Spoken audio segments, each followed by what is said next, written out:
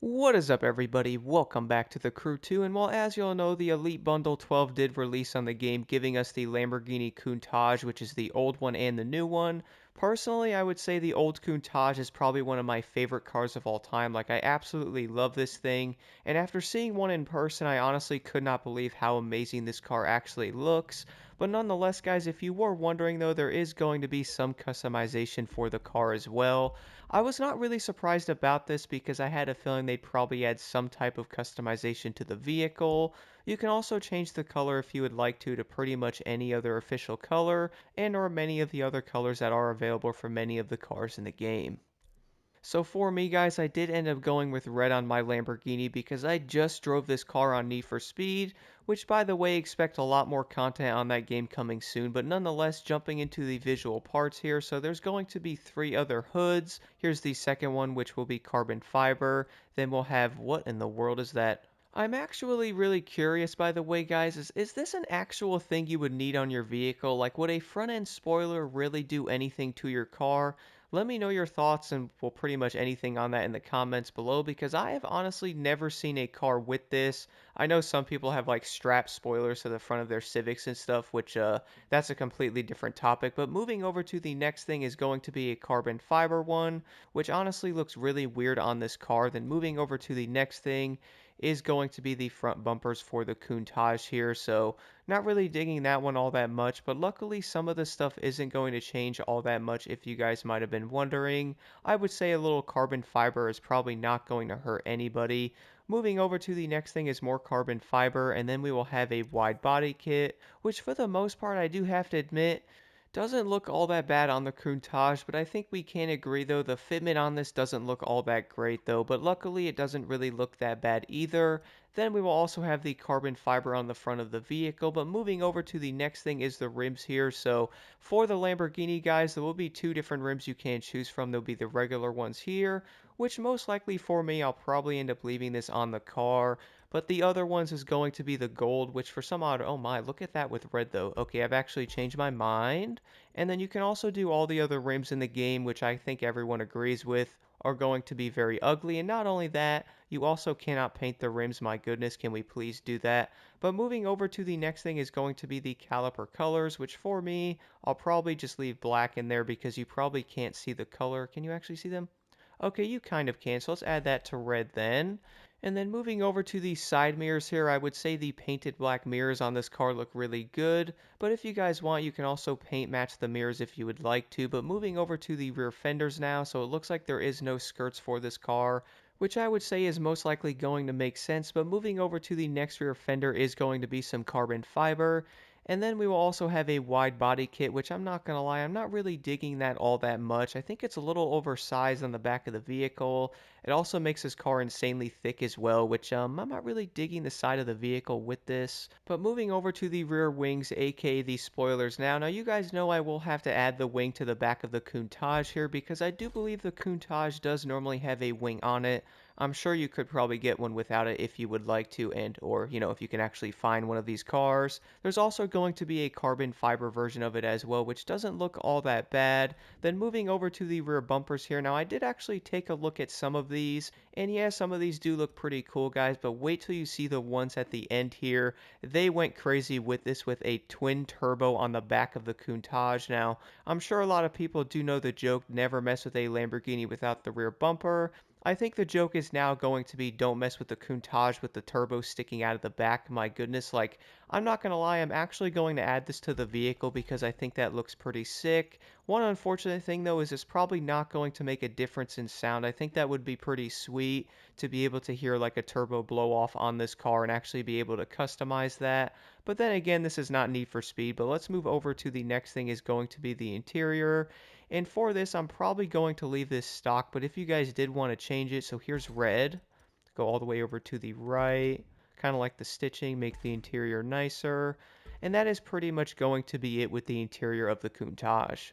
But when it comes to the overall customization of the Countach here, guys, that is indeed going to be it. but my goodness, does this car look absolutely insane. I really do love the style of this Lamborghini, and again, after seeing one of these, like, this car is honestly incredible, and I didn't really realize how nice the golden rims were going to look, but wow. Let me know what you guys think about the Countach in the comments below, by the way, and we also have that crazy twin turbo on the back, but nonetheless, though, let's go take an outside look of the Countach right now, then we will definitely do a quick top speed test and jump into a street race to really test out this vehicle's overall performance. And now jumping right into the outside view of the Lamborghini Countach, guys, I mean, look how nice this thing looks with the sun glistening on the side of it. Like, look at that. Nice golden rims as well. And also, let's take a listen to that V12.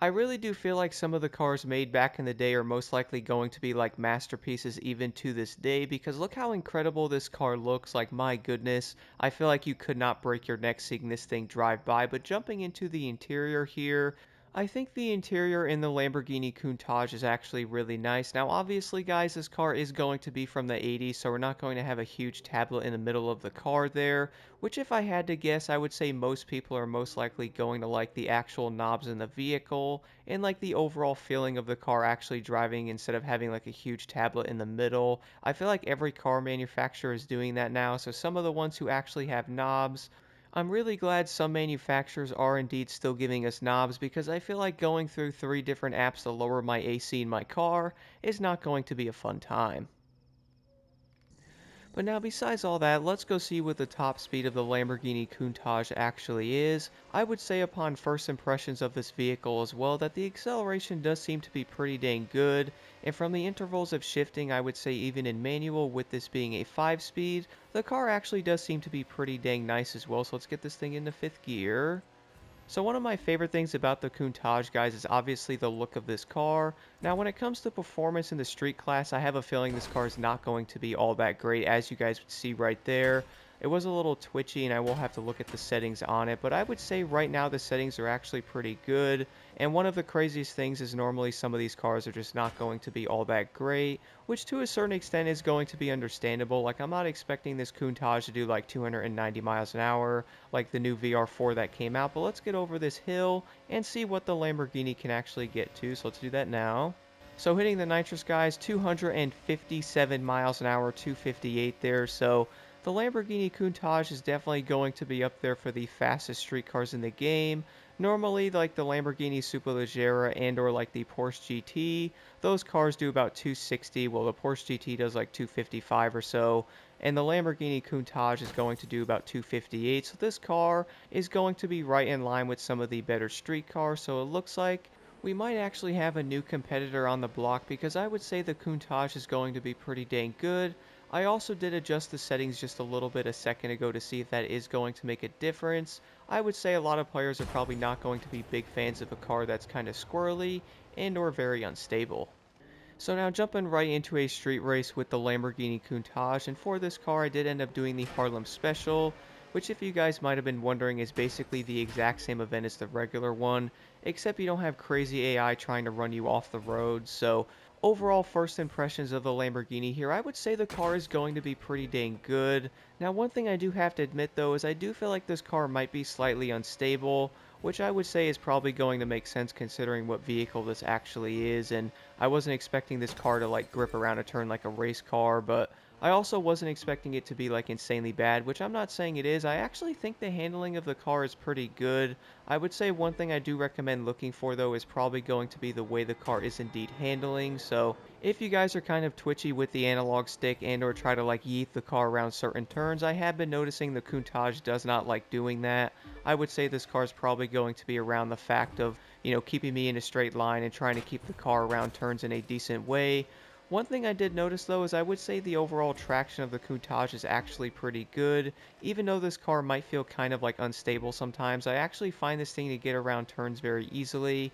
It doesn't like lose itself, and I've actually been finding myself getting around these turns a lot easier than I thought. So I have been noticing, depending on the speed you might be going around certain turns, that the car will literally fly right into other turns pretty easily, which is definitely going to be a nice touch.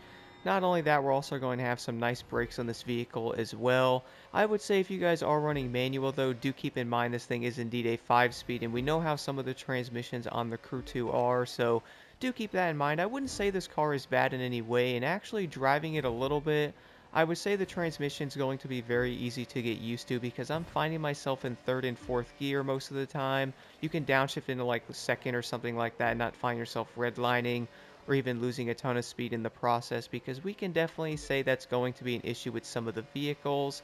Luckily, the Countach though is probably not going to have this problem. I would say many players are probably going to really like this car, and for me personally, I'd probably just drive this thing around and or grind races with it. I might actually try this thing out in summits though to see how it might compete against some of the better street cars, because I really do feel like some of the cars in the Crew 2 are actually really good, but unfortunately get thrown under the bus because they're probably not going to seem all that great, when in reality they actually are.